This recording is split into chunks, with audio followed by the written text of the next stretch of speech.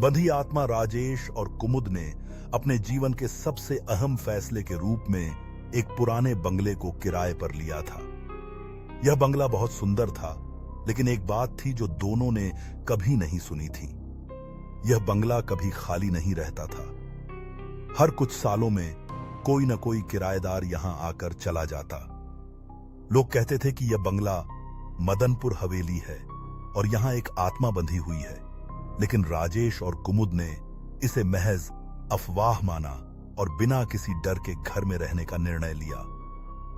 शुरुआत में सब कुछ सामान्य था। दोनों को घर का माहौल और पुरानी दीवारों की खामोशी बहुत पसंद आई, लेकिन कुछ ही दिनों बाद अजीब घटनाएं घटने लगीं। रात के समय वे अक्सर अपने कमरे में दरवाजे की खटखटाहट सुनते, जैसे कोई बाहर खड़ा हो। कुमुद ने एक बार आवाज सुनकर देखा, लेकिन दरवाजा खोलते ही वहां कोई नहीं था। फिर एक रात कुमुद को ऐसा महसूस हुआ कि किसी ने उसे पुकारा, और यह आवाज न उसके कानों में बल्कि उसकी आत्मा में गूंज रही थी। कुमुद बुरी तरह डर गई और उसने राजेश को बताया, मुझे लगता है इस घर में कुछ गड़बड़ है। राजेश ने इसे उसकी कल्पना समझा और उसे शांत किया, लेकिन कुमुद को हर रात यही अनुभव हो रहा था।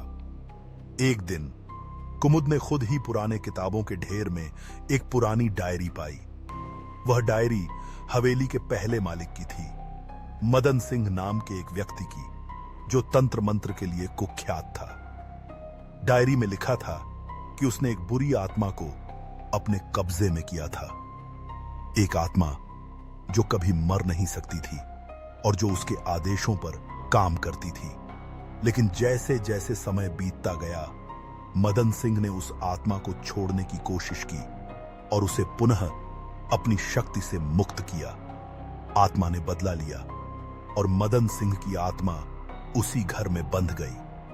अब वह आत्मा इस हवेली में बंधी हुई थी और जो भी यहां आता, वह आत्मा उसकी मानसिक शांति को खत्म कर देती थी, उसे तबाह कर देती थी।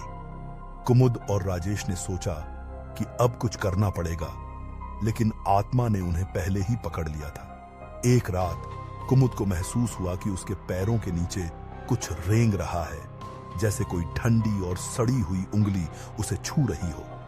कुमुद का दिल थम गया और वह समझ गई कि वह आत्मा अब उन्हें बंधक बना चुकी है। कहा जाता है कि राजेश और कुमुद का शव अगले दिन बंगले में पाया गया। उनका चेहरा सफेद था, आंखें खुली हुई थीं और उनकी आंखों में एक डर था, जैसे वह एक खौफनाक सच्चाई को महसूस कर रहे हों।